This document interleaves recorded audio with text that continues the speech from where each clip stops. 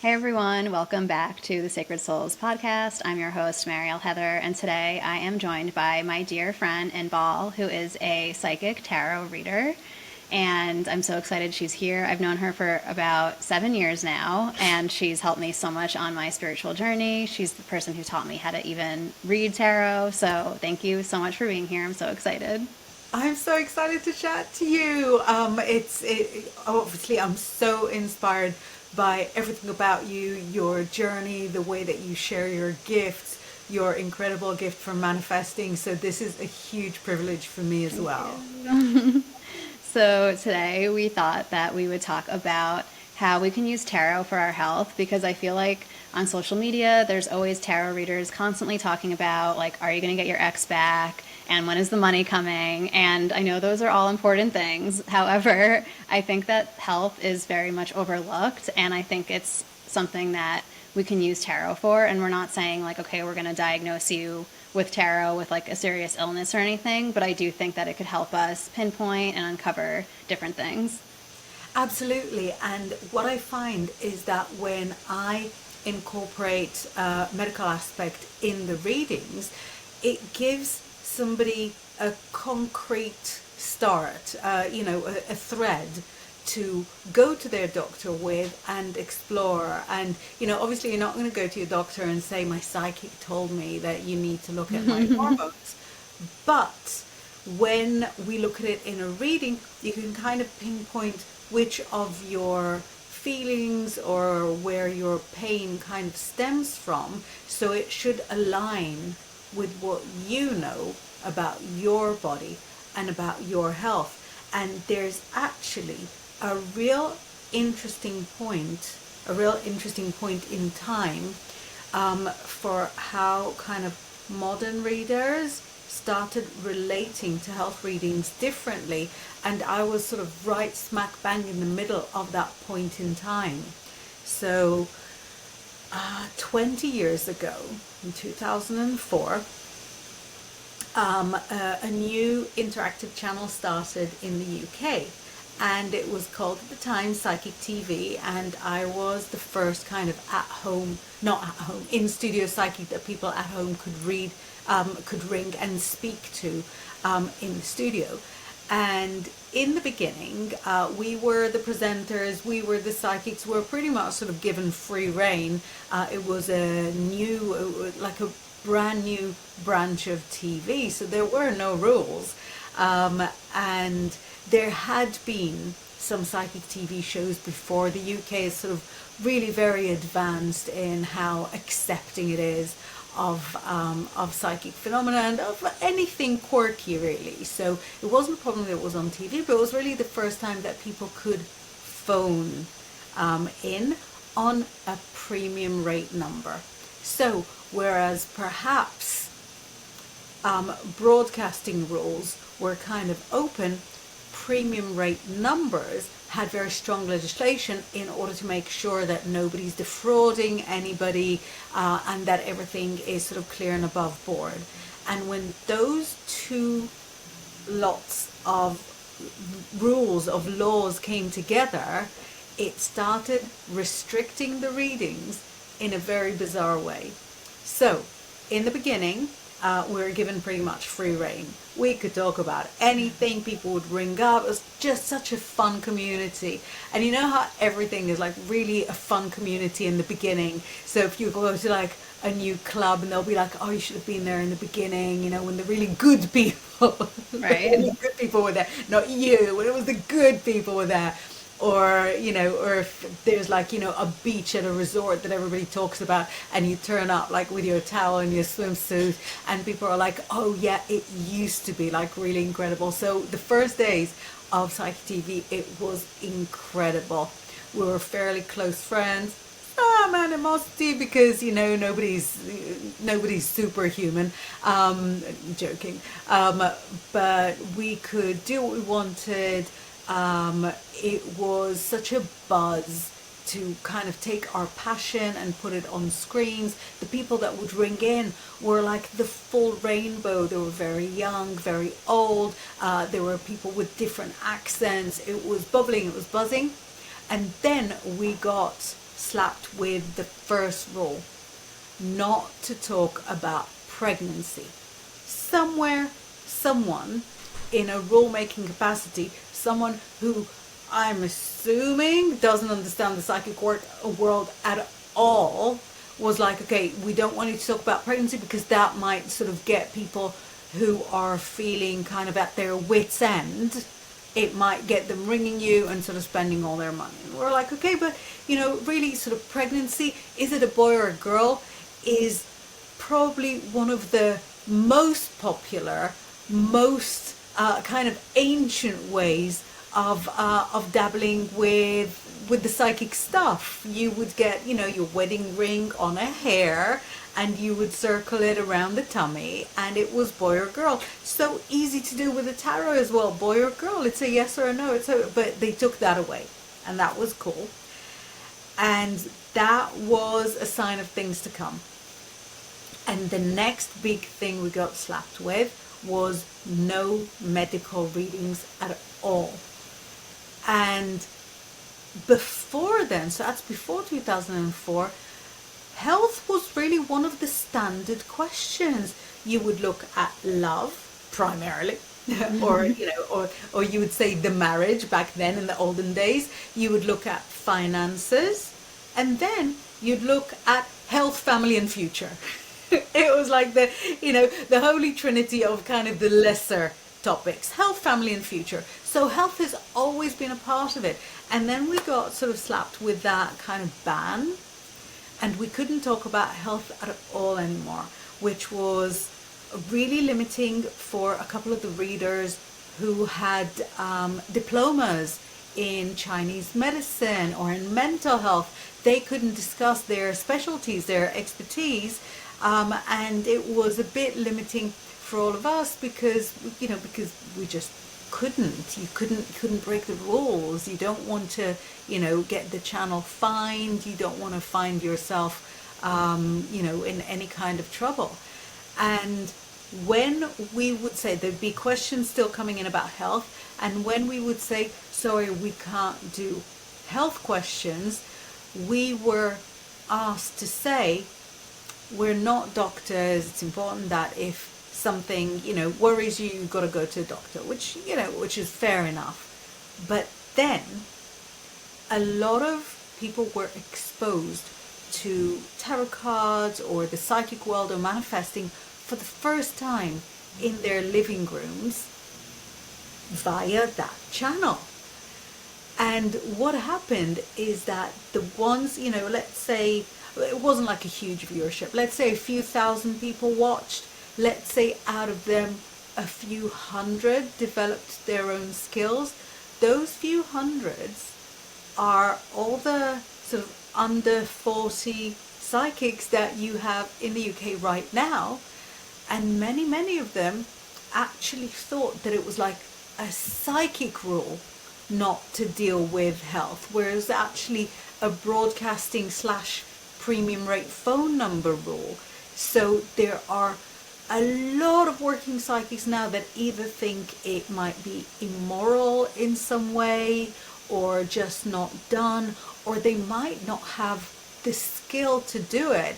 And I'm here to tell you that, guys, it's one of the easiest things to do when you do a reading, because the body is real, it's tangible.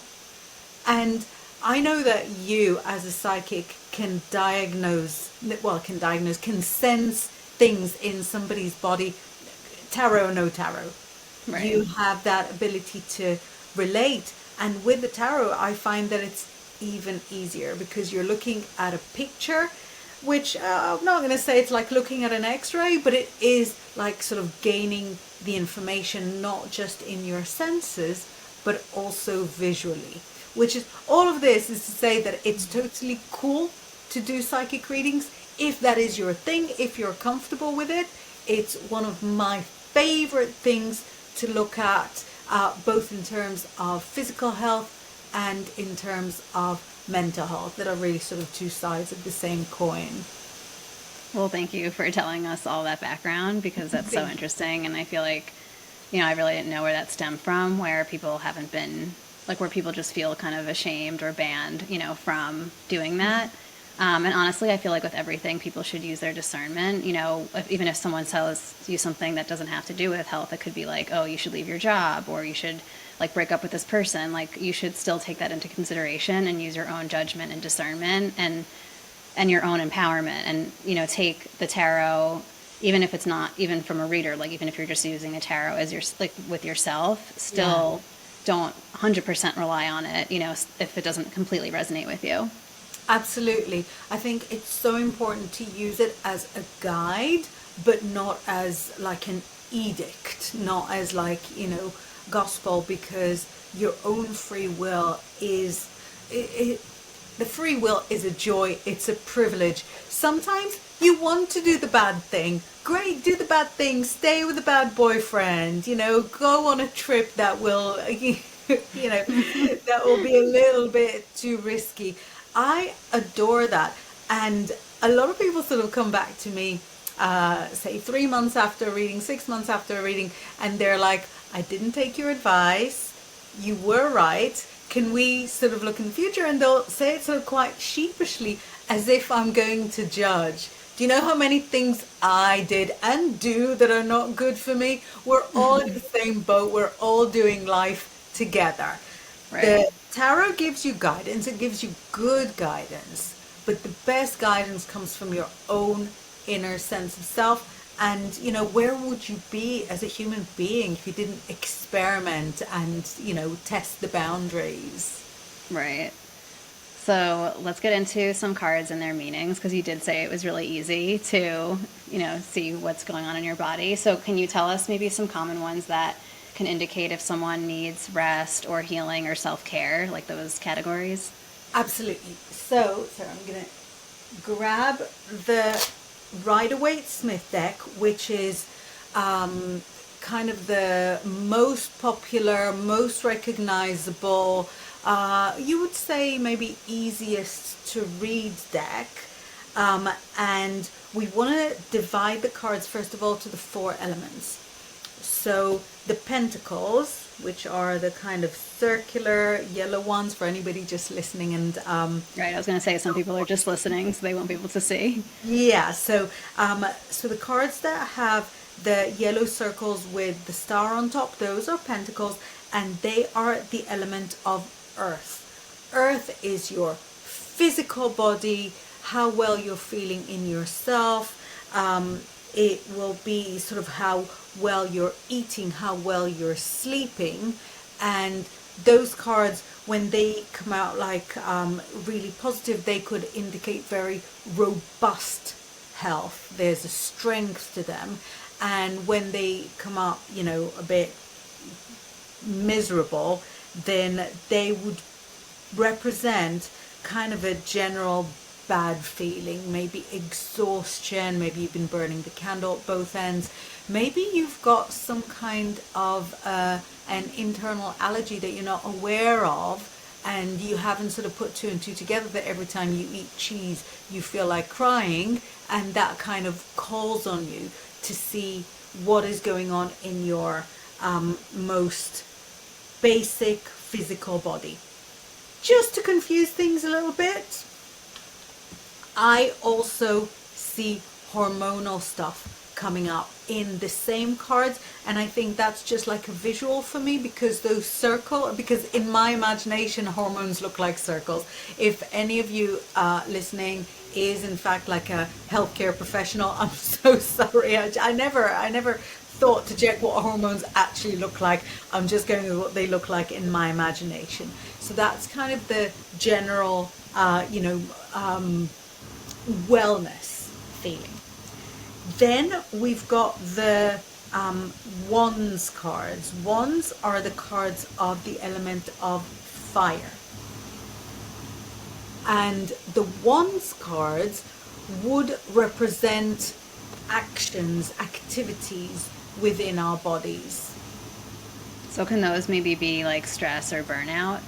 It Or would could be that be stress more? and burnout, Okay. 100%.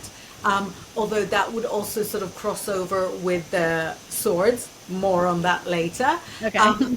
They would also be the physical processes. So something like digestion, that's a very fiery, very active function of the body.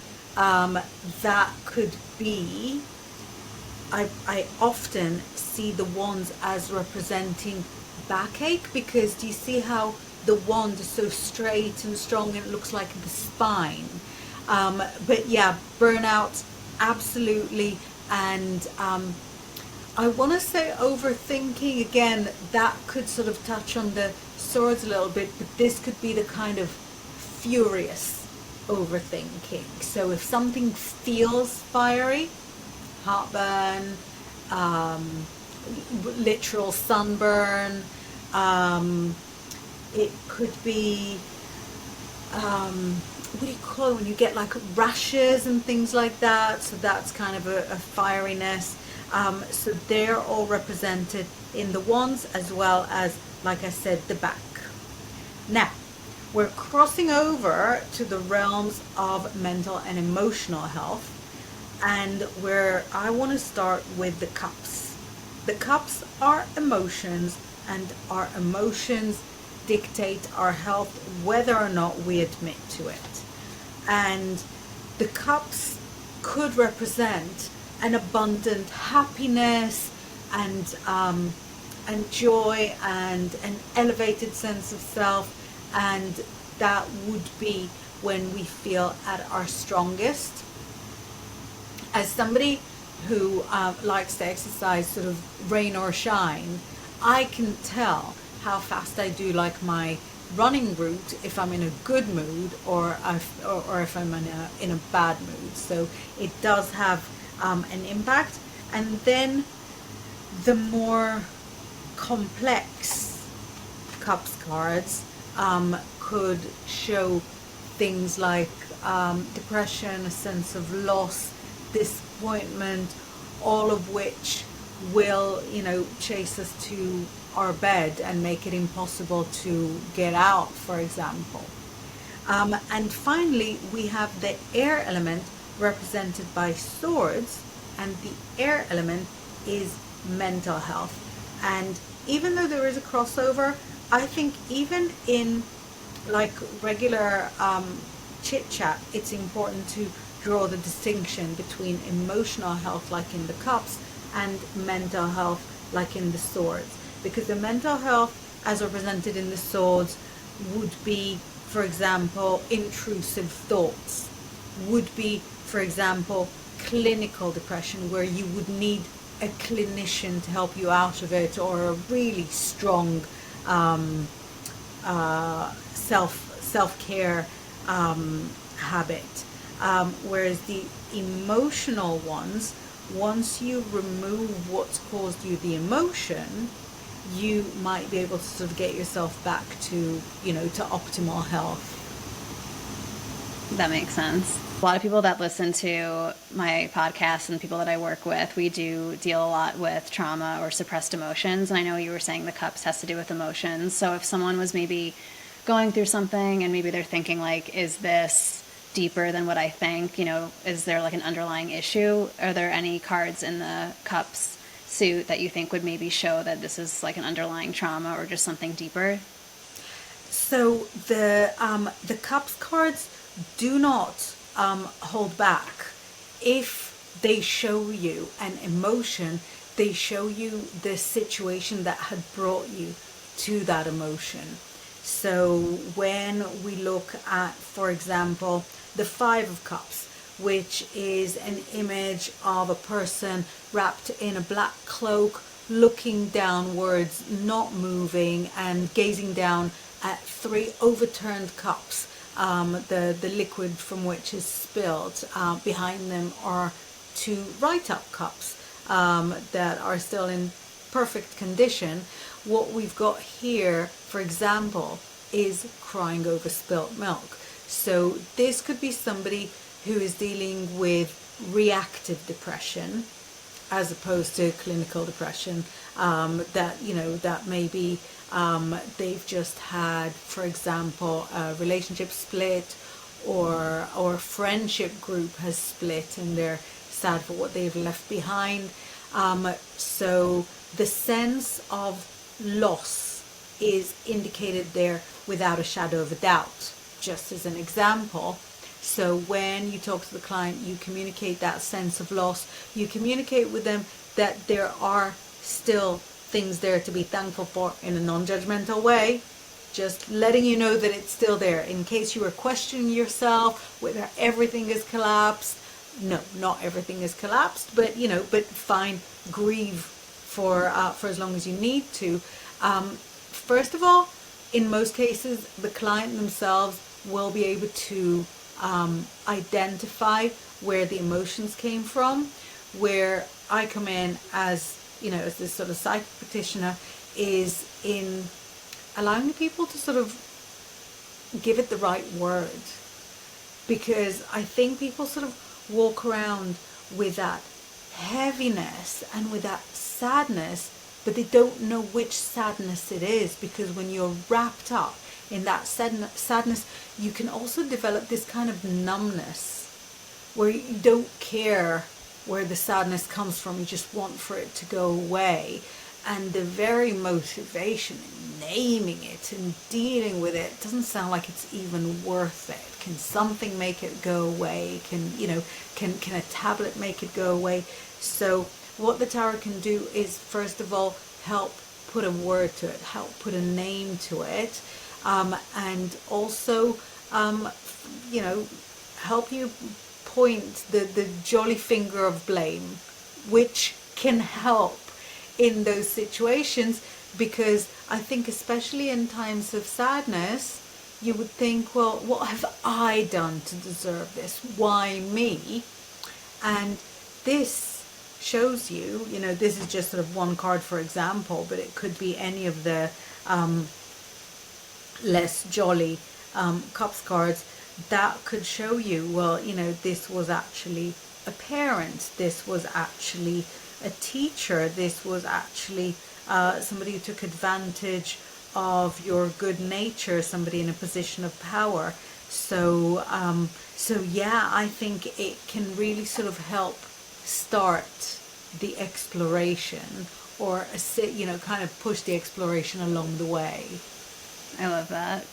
And what about with the chakras? Is there any way to kind of see which cards could indicate certain chakras, like issues with certain chakras, like maybe being out of balance?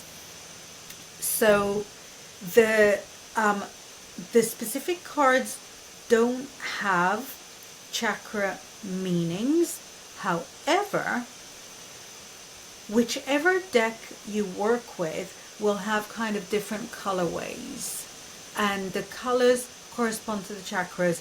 And I think what's beautiful about the tarot is that it can adapt to welcome any system. The tarot already has astrology built into it. It already has numerology built into it. It already has the 22 letters of the Hebrew alphabet, so it touches on Kabbalah. That's already worked into it, and you can easily find the chakra system in it. For example, if you lay out a spread, because you never, we're doing sort of one card at a time, but you never look at just the one card. You'll look at a nice healthy spread to look at things from all sorts of different perspectives. And if you look at your spread and you're thinking, that is a lot of blue, especially if you've got the kind of deck that's not necessarily very blue heavy. Right. That is a lot of blue. Maybe. Exactly. So that could indicate, communication. Yeah, or the throat chakra. Exactly. Blockages and so on. The main deck that I use is the Thoth deck. And a lot of times I'll see the cards kind of spreading into two camps. So there'll be maybe sort of one orangey camp and one more greeny camp, and depending on which is kind of more related to the past cards and which is more related to the future cards, I can see kind of a starring role for a certain chakra, then giving way to a starring role to a different chakra. So with the examples that I gave with, say, green to orange, that could be maybe somebody that prioritized the heart chakra to a fault and decided to actually sort of move to being more in their sacral, more in their creativity, instead of sort of giving all their love out to maybe sort of keep a little bit to themselves, and and share their creativity in a way that empowers them. Any journey is valid, of course. Even if you were to make the exact opposite journey, that would have benefit for you in that moment. But you can relate a whole reading to the chakra system. I think if you do it like one by one cards, if you do an individual card at a time, it might end up being a little crude, because every card, especially in the Rider-Waite-Smith deck, has a similar balance of colors, which kind of makes it so much more exciting when you do get like a full set of ones that have all like the same predominant color. Right. Yeah. So with that being said, I always like to give people something actionable. So what's something, maybe like a simple spread that someone can do to check in with their body? Because I think, like you were saying, like I think one card is never enough. Like I feel like it doesn't tell you enough information necessarily, like a Yeah. full picture.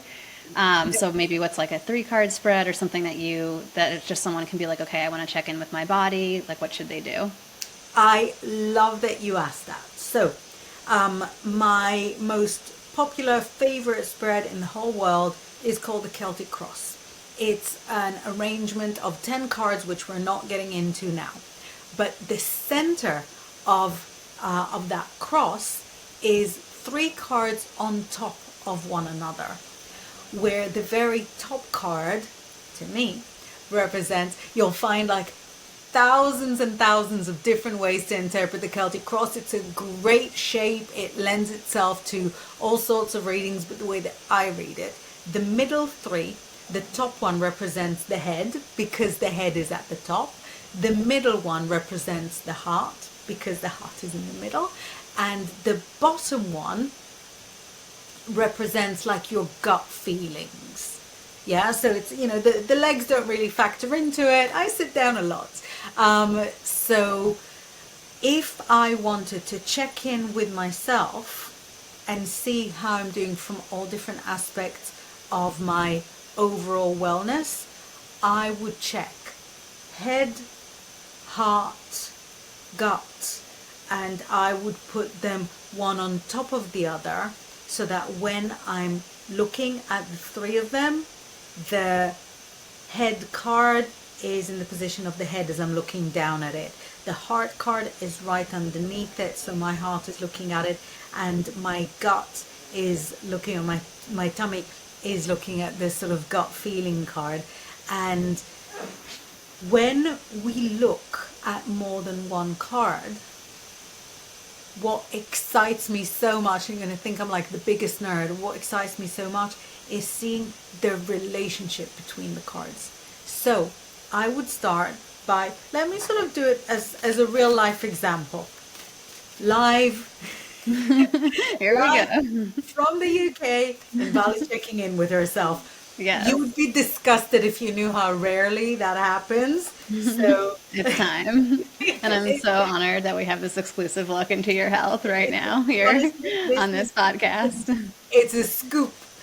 So let me take top, head. Yeah, it's not good. I'm not surprised though. Middle, heart. Oh, thank goodness. And bottom, gut feelings, messages, fears, anxieties, all the things that sort of reside in the belly. And so on top for the head, we have, for me, a head card, a thought card. We've got swords. Swords are thoughts and ideas, so that is a very interesting coincidence. First of all, it's the 6 of swords, the image of which is a person, a refugee, escaping from something that didn't suit them. They've got what they need and they're going somewhere that is better for them, but they're still in mourning for what they left behind. This could be my 50 crisis. I turned 50 almost a year ago.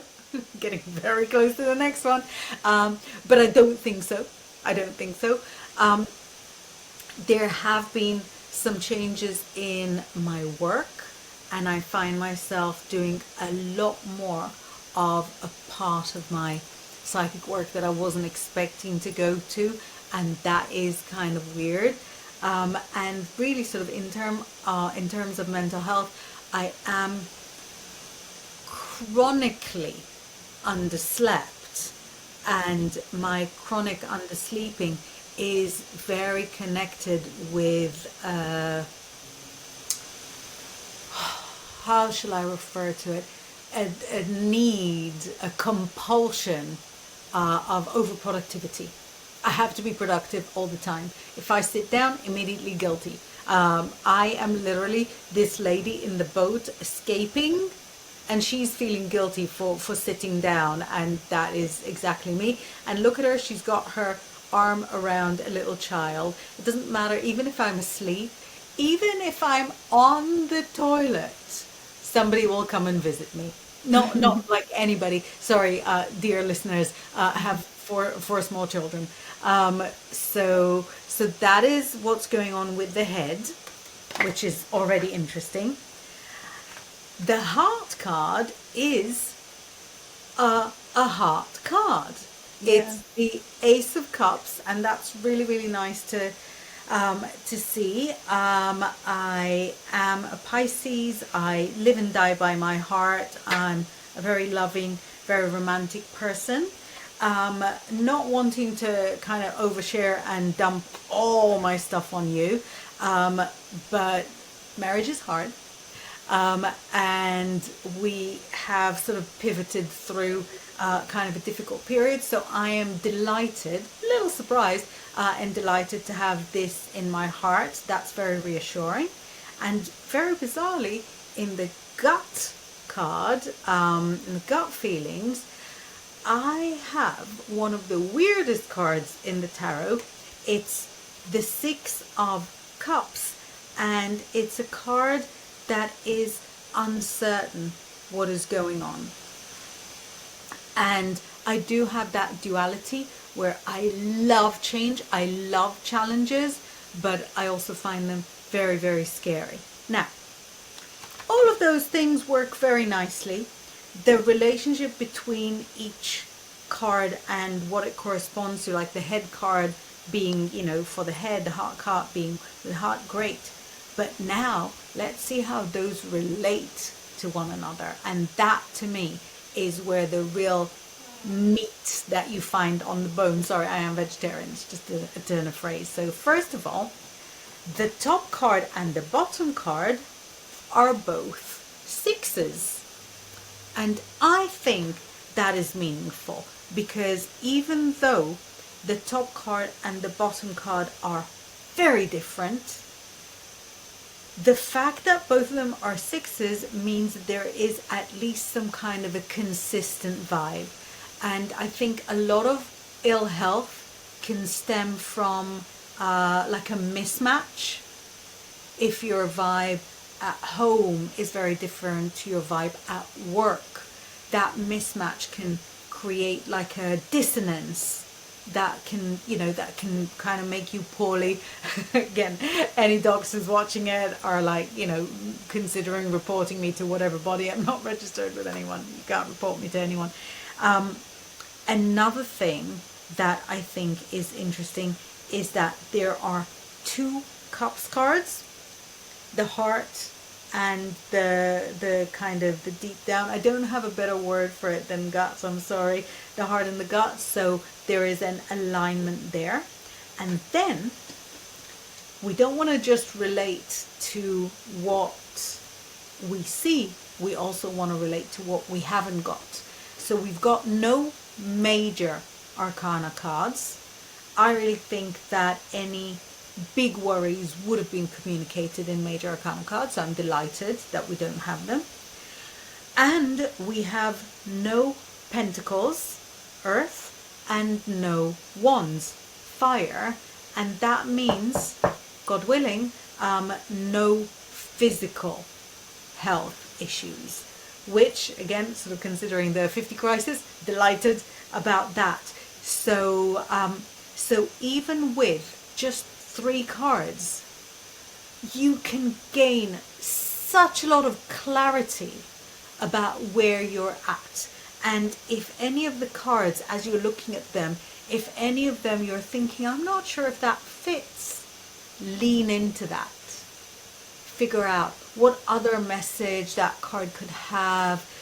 Maybe the message of the card is not the most important thing. Maybe look at it and see if it reminds you of a vision from the past, of something that you saw, you know, in a cheese dream, of a desire that you have for the future.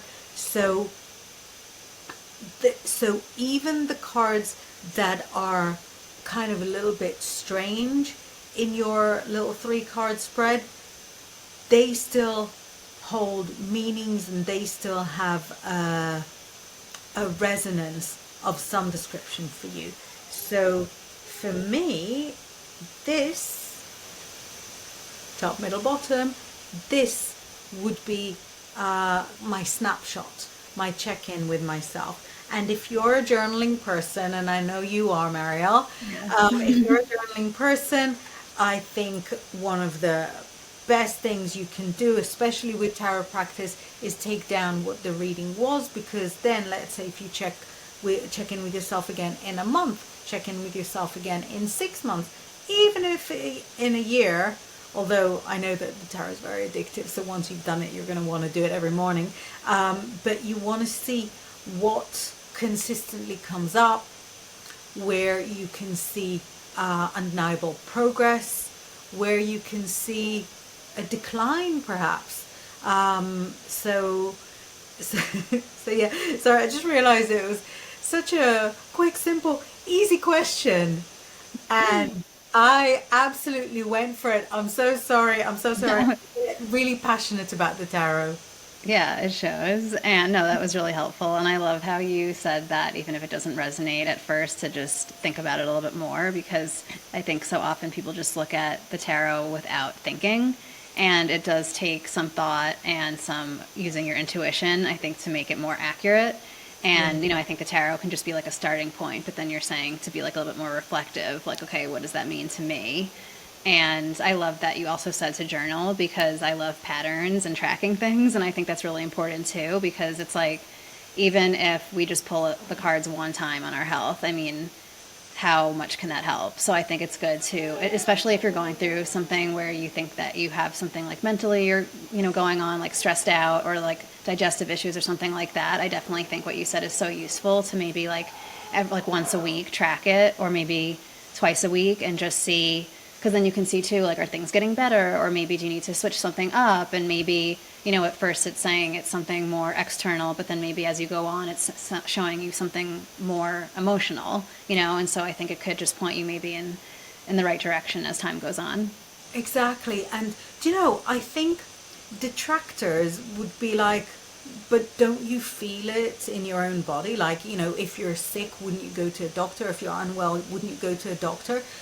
Did you see how long it took me to figure out that the cards are telling me that I am exhausted? Even though I know that to be true, I clearly don't know that to be a problem Right. that I need to address until I'm looking at it in a card and I think, oh, no, that is true. Yeah. And if people around me were saying that, I'd be like, oh, you know, it's people that just make chit chat, they make conversation, you know, people talk a I lot. even say that to you. I'm like, oh, you never sleep. And so I like how the cards are now reflecting what I said to the feedback to you. You can't escape it. No, but that's exactly it, you know, because if a person says that to me, I don't know if it's a toxic thing, but I'll just take it as a compliment. I have such a radical form of self acceptance that I take almost anything as a compliment. So, so even if you were to say to me, you look exhausted, which you absolutely didn't and you never did, but even if you were to say you look exhausted, I'd be like, thanks, I'm a great mom. I'm always awake, look after my family. But getting that kind of feedback from a neutral, mystical, impossible element. Why do they even work? Why? How do they work? Getting that kind of feedback from the most neutral source makes you look at it in a different way. It makes you view it as if you gave yourself that guidance or that feedback.